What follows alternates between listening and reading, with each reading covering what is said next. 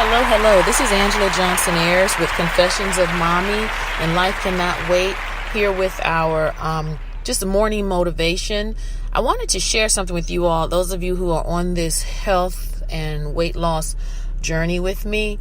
I was listening to a doctor yesterday on YouTube.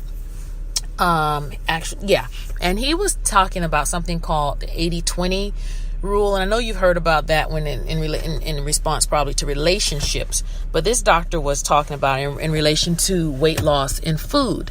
And what he was saying is that 80% of weight loss has to do with what we're eating, and the 20% of obtaining successful weight loss has to do with exercise.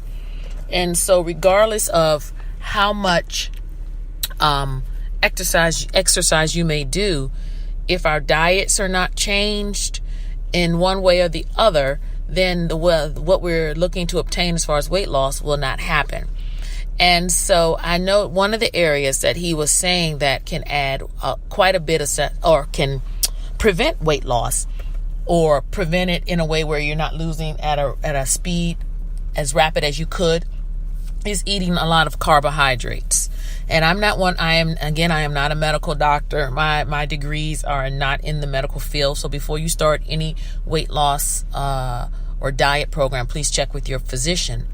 I'm just relaying the message to you and being a form of encouragement to you based on my own experience. But I'm not telling you to do a low carb, no carb diet. I'm just giving you the information for you to decipher for yourself. But I know within my own self, when I do cut back, and I don't eat a lot of breads anyway. Honest to God, my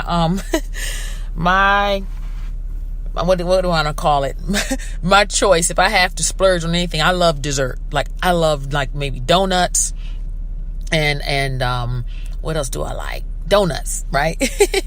And so you're not going to find me, eating a whole lot of sandwiches or biscuits or bread or pasta or rice. Now I love pasta and I love me some rice, but I've just learned over the years, it just doesn't love me back, And so for me, I notice in my body, if I do abstain from a lot of sugary things, my weight does fall off better and more consistently. So I'm just relating to some of you all. Again, check with your physician. But those of you who really are into this bread thing, really into a lot of carbs, pastas, rice, you may want to check with your physician, because it could be raising up your blood glucose level as well, because all those carbs turn into sugars. And so you want to make sure that your body is getting the right amount of sugars, the proper kind of sugar, where it will work for you and not against you.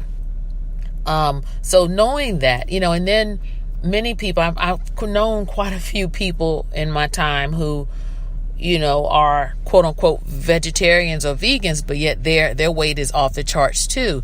And many times that can be the case, again, because you may not be eating meat, but you're eating tons of carbs, tons of pasta, tons of, things that are going to just turn into sugar.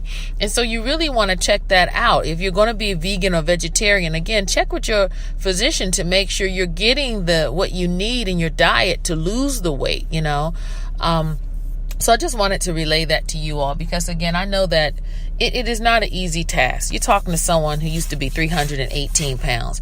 I know how it is to be consumed with weight and mentally, and just to feel like there's a better, thinner, healthier you inside of that bigger person.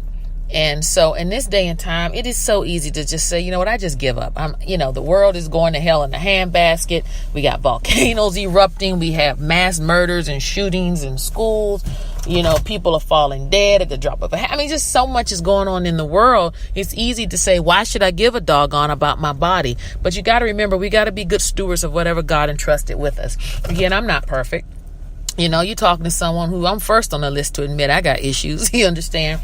But I also know that I'm going to keep fighting this good fight. I'm going to keep doing it. And if I see it like this, regardless if I created this monster of my weight, if the enemy did it, if, the Lord allowed it, whatever the reason why. And the main reason why I had gotten to that size is because just of eating wrong and exercising less. But regardless, this is a journey.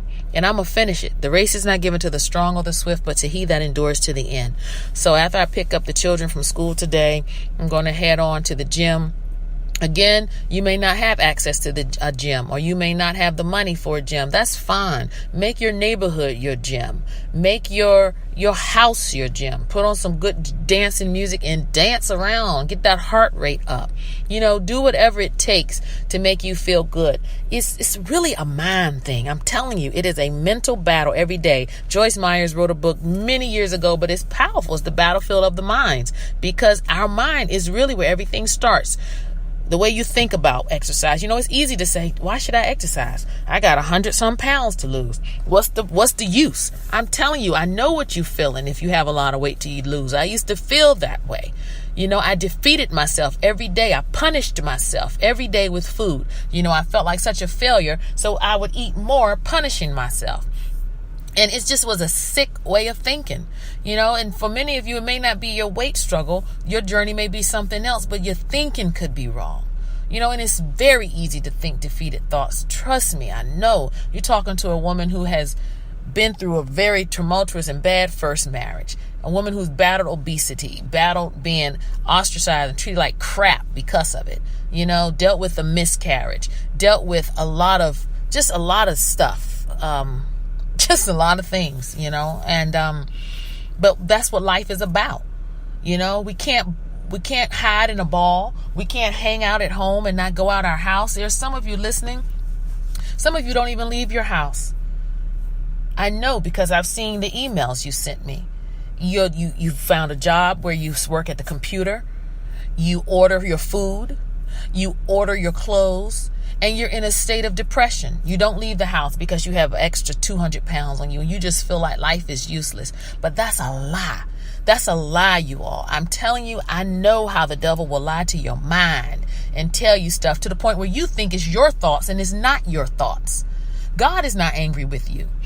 God is not mad at you. I can't even tell you how many times in my life I have to battle. Even now, the thoughts will come to me. God is mad at you. That's why he doesn't answer your prayers. He doesn't love you. Those are lies. That's a lie. You can't believe that stuff. You cannot believe that. You have to confess out with your mouth, God loves me, God loves me, God loves me. Sometimes I have to do that even now at 47. I've been a Christian since I was 9 years old. But even now, I have to keep reminding myself, wait a minute, God loves me. I am not the multitude of my sins. I am not the multitude of my mistakes. God loves me. And so he may hate the sin that I do. He may not like some of the horrible sinful things, but he loves me. Your sin does not define you. Your mistakes do not define you. I was watching Iyanla Vanzant on TV on her show, and man, she said something so powerful to this one young lady. And I'm going to paraphrase because I don't remember the exact words, but it was basically something like, your mistakes are not who you are. And I thought, whoa, that thing is powerful. But for so long, because for many years, this young woman, I think she was a prostitute or something. And for so long, we think that what we did is who we are. And it's just like, I think her name was Lisa Bevere. She wrote a book called You're Not Your Weight or something like that. And it's so true. Or you're not what you weigh. You're not what you weigh. The scale might say 250. But God says, no. That may be what it is. That may be a fact, but it's not the truth. That is a fact. But the truth is we can get you healthy. You have a ways to get healthy. You are not beyond help. So I'm just here to encourage you today.